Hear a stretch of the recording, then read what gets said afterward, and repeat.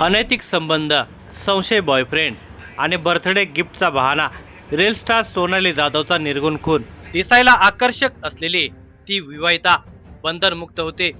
सध्याच्या तरुणाईप्रमाणे तिलाही रील्स करण्याचे वेड लागले होते. या रील्समुळे ती अनेकांना आकर्षित करत होते. तुकाराम गावंढरे हा त्यापैकीच. तिच्या प्रेमापायी त्याने आपला संसार गमावला. तिच्यावर तो पैसे खर्च करू लागला. ती आपल्याशी एकनिष्ठ राहील असे त्याला वाटत होते, पण ती फक्त आपली नाही, तिच्या आणखी कुणावर तरी प्रेम आहे हे त्याच्या लक्षात आले. जिच्यासाठी संसार मोडला आणि पाण्यासारखा पैसा खर्च केला, पण ती आपल्याशी एकनिष्ठ राहू शकत नाही हे लक्षात आल्यावर मात्र त्याने तिचा गळा घोटला.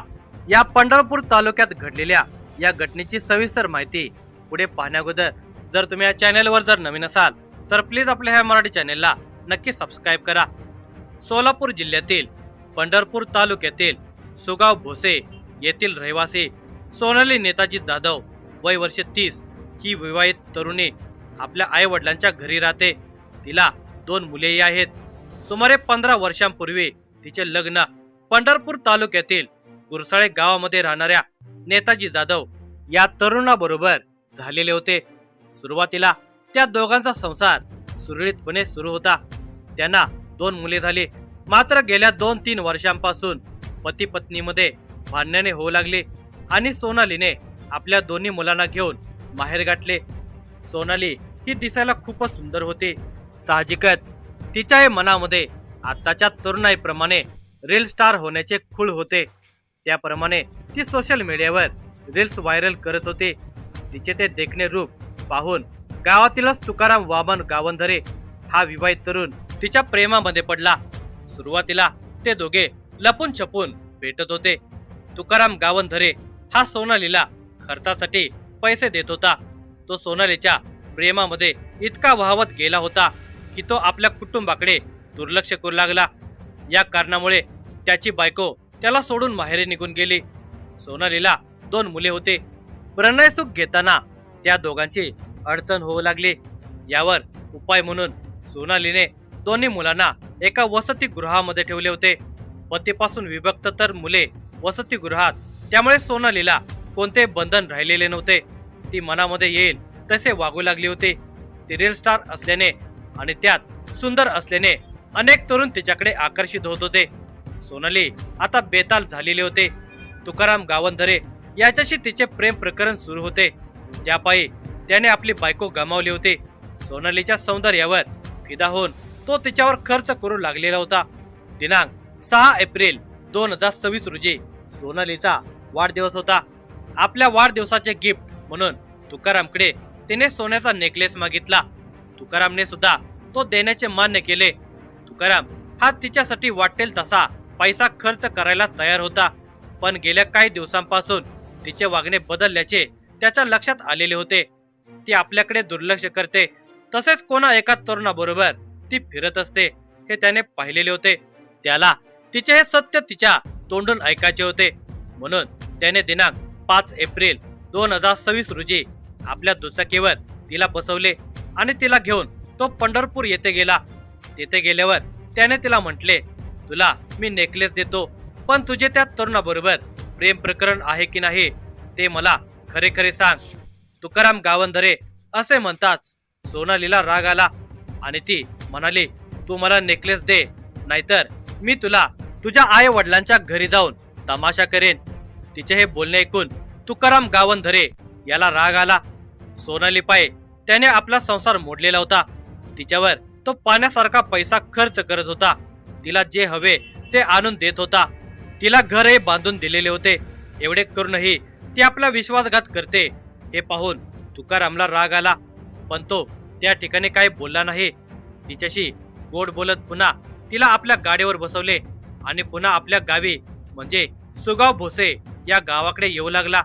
यावेळी त्याच्या डोक्यामध्ये मात्र सोनालीने आपल्याला फसवले याचा विचार सुरू होता. वाटेतच रोपळे हे गाव आले. तिथे गाडी थांबवून तुकारामने सोनालीला पुन्हा प्रश्न केला, तुझ्या प्रेमात आणखी कोणी आहे का याचे उत्तर देण्याचे तिने टाळले. तुकाराम आता मात्र भयंकर चिडलेला होता. त्याने तिचा गळा पकडून तो जोराने दाबला. ती निश्चित पडल्यावर त्याने हाताची पकड सैल केली. तिचा जीव गेला होता. तिला तसेच रस्त्यावर टाकले होते तर सगळ्यांना समजून येणार म्हणून त्याने तिचा मृतदेह उचलून कॅनलमध्ये टाकला. त्या अगोदर तिचा मोबाईल आणि अंगावरचे दागिने त्याने काढून घेतले होते. मोबाईल मधील सिम कार्ड काढून ते विहिरीमध्ये टाकून दिले. गेले 2-3 दिवस सोनाली घरी आली नव्हती. रविवार दिनांक 5 एप्रिल रोजी ती आपली मुले माहेरी ठेवून गेलेली होती. तिला फोन केला असता ती तुकाराम गावंधरे याच्या बरोबर पंढरपूरला गेल्याचे समजले होते. त्यानंतर ती परत आली नव्हती. तिचा मोबाईलही लागत नव्हता. तिचा कोणताच स्थान पत्ता लागत नसल्याने बुधवार दिनांक 8 एप्रिल 2026 रोजीच्या सकाळी 10 वाजता सोनालीचे वडील करकंब पोलीस ठाण्यामध्ये आले. त्यांनी ठाणे अंमलदारांची भेट घेतली आणि सांगितले की माझी विवाहित मुलगी सोनाली नेताजी जाधव वय वर्ष 30 ही रविवार दिनांक 5 एप्रिल 2026 रोजी दुपारी 1 वाजता 2 मुलांना माझ्या घरी सोडून मी पंढरपूरला जाऊन येते असे सांगून गेली. गेले 3 दिवस ती घरी आलेली नाही. तिचा मोबाईलही लागत नाही. यावरून ठाणे अंमलदारांनी मिसिंग दाखल करून घेतली आणि या घटनेची माहिती सर्व पोलीस ठाण्याला कळवण्यात आली. करकंब पोलीस सोनालीचा शोध घेऊ लागले. गुरुवार दिनांक 9 एप्रिल 2026 रोजी दुपारचे 12 वाजलेले होते. पंढरपूर पोलीस ठाण्यामध्ये रोपळे गावच्या ग्रामस्थाचा एक फोन आला. त्याने सांगितले की पंढरपूर तालुक्यातील रोपळे गावाजवळ असलेल्या उजनी कॅनलमध्ये एका महिलेचा मृतदेह कुजलेल्या अवस्थेमध्ये पडलेला आहे. माहिती मिळताच पोलीस घटनास्थळी दाखल झाले. मृतदेहाची पाहणी केली असता तो ओळखू येत नव्हता. अंगावरील कपड्यावरून तो एका स्त्रीचा मृतदेह होता हे लक्षात आले होते. पोलिसांनी मृतदेहाची ओळख पटवण्याचा प्रयत्न केला मात्र त्यात यश आले नाही. म्हणून त्याने या मृतदेहाचे फोटो आणि वर्णन सर्व पोलीस ठाण्यामध्ये पाठवले. वृत्तपत्रामध्ये बातमी दिली. हे वर्णन आणि फोटो मिसिंग दाखल झालेल्या सोनाली जाधव या तरुणीशी मिळते जुळते असल्याने करकंब पोलिसांनी पंढरपूर तालुका पोलिसांशी संपर्क साधला. सोनालीचे वडील आणि इतर नातेवाईकांना बोलावण्यात आले. त्यांना मृतदेह दाखवला असता अंगावरील कपडे आणि पायातील पैंजण यावरून नातेवाईकांनी हा मृतदेह सोनालीचा असल्याचे सांगण्यात आले. पोलिसांनी मृतदेहाचा पंचनामा करून मृतदेह विच्छेदनासाठी पाठवण्यात आला.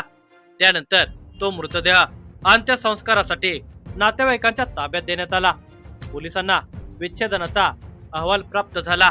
त्यामध्ये गळा दाबल्याने मृत असा अभिप्राय होता. सोनालीचा खून कोणी आणि कोणत्या कारणावरून केला याचा शोध घेण्याचे आव्हान पोलिसांच्या समोर होते. करकंब पोलीस ठाण्याचे सहाय्यक पोलीस निरीक्षक योगेश लंगुटे यांनी हा तपास हाती घेतला. सर्वप्रथम सोनाली नेताजी जाधव वय वर्ष 30 हिच्या खून प्रकरणी अज्ञात व्यक्तीविरुद्ध गुन्हा रजिस्टर नंबर 107/2026 नुसार भारतीय न्याय संहिता कलम 103(1) प्रमाणे गुन्हा दाखल करण्यात आला. त्यानंतर सोनाली संदर्भात तिच्या वडिलांच्याकडून माहिती घेतली असता सोनाली एक रील स्टार होते. 15 वर्षांपूर्वी लग्न झालेली सोनाली नवऱ्याशी पटत नसल्याने आपल्या 2 मुलांच्या समवेत माहेरी आलेली होती. सुरुवातीला ती आई वडिलांच्या समवेत राहत होती. सोशल मीडियावर तिचे रील्स पाहून गावातीलच तुकाराम गावंधरे हा तरुण तिच्या प्रेमामध्ये पडला होता. तो तिला खर्चासाठी पैसे देत होता. एवढी माहिती सोनालीच्या वडिलांनी पोलिसांना दिली. त्यानंतर ते म्हणाले दिनांक 5 एप्रिल 2026 रोजी दुपारी 1 वाजता सोनालीला फोन लावला असता तिने सांगितले की मी तुकाराम बरोबर पंढरपूर येथे आहे. माझ्या वाढदिवसासाठी तो सोन्याचे नेकलेस घेऊन देणार आहे. यानंतर मात्र तिच्याशी संपर्क होऊ शकला नाही. एवढ्या माहितीवरून पोलिसांनी तुकाराम गावंधरे याला ताब्यात घेण्याचे ठरवले. त्याप्रमाणे तुकाराम याला करकंब पोलीस ठाण्यामध्ये आणण्यात आले. त्याच्याकडे चौकशी सुरू केली पण सुरुवातीला तो उडवा उडवीची उत्तरे देत होता. तुझे आणि सोनालीचे प्रेम प्रकरण होते. तुम्ही दोघे दिनांक 5 एप्रिल 2026 रोजी पंढरपूरमध्ये होता. याबाबत पोलीस बोलताच तुकाराम काय समजायचे ते समजून गेला. आता आपण खोटे बोलू शकत नाही असे म्हणत तुकारामने डोळ्यामध्ये पाणी आणून सोनालीचा खून आपणच केल्याची कबुली दिली. त्यानंतर पोलिसांनी तुकाराम वामन गावंधरे वय वर्ष 35 याच्यावर गुन्हा दाखल करून त्याला न्यायालयामध्ये उभे केले। 4 दिवसांची पोलीस कोठडी मिळाल्यानंतर पोलिसांनी त्याच्याकडे कसून चौकशी केली। तुकाराम वामन गावंधरे हा पाणी ओढणाऱ्या मोटार रिवायडिंग करण्याचा व्यवसाय करतो। तो विवाहित आहे। सोनाली ही नवऱ्याला सोडून सोगा भोसे गावामध्ये राहायला आली। ती दिसायला सुंदर होते। आपले रील्स ती सोशल मीडियावर व्हायरल करू लागले। ते पाहून तुकाराम हा तिच्या प्रेमामध्ये पडला। एके दिवशी तिचा मोबाईल नंबर मिळवून तिला कॉल केला आणि तिला भेटायला बोलावले। ती आले तेव्हा तुकारामने आपले प्रेम व्यक्त केले। तिने लगेच उत्तर न देता मोबाईलवर मेसेज पाठवून होकार दिला। त्यानंतर दोघांचे प्रेम प्रकरण सुरू झाले। तुकारामचे तिच्यावर प्रेम असले तरी त्याने तिच्यावर कोणतेही बंधन घातले नसल्यामुळे ती आकर्षक कपडे घालून आणि मेकअप करून रील्स करत होते। सोशल मीडियावर ते ॲक्टिव्ह होते। तिचे लाखोंच्या वर फॉलोअर्स होते। तुकाराम हा सोनालीमध्ये गुंतत चाललेला होता। कुटुंबाकडे दुर्लक्ष होत असल्याने त्याची बायको त्याला सोडून माहेरी निघून गेल्यामुळे तो आता रात्रीच्या वेळी सोनालीच्या घरीच मुक्काम करू लागला। तुकाराम हा सोनालीवर सारा काही पैसा खर्च करत असे, पण ती आपल्याशी एकनिष्ठ नाही हे त्याच्या लक्षात येऊ लागले। काही दिवसांपासून तिचे तुकारामकडे दुर्लक्ष होत आहे ही बाब त्याच्या लक्षात येऊ लागली। याबाबत तिला विचारले असता ती उत्तरे देणे टाळत असे। गेल्या काही दिवसांपासून ती एका तरुणासोबत फिरत असल्याचे त्याने पाहिले होते, पण तिला काही त्याच्याबद्दल विचारले असता ती नकार देत असे। इतकेच नव्हे तर त्या तरुणाबरोबर ती बाहेर गावी गेल्याचेही त्याला समजले होते। या कारणाने तिला पुन्हा एकदा स्पष्ट विचारायचे म्हणून तुकाराम तिला घेऊन पंढरपूरला गेला।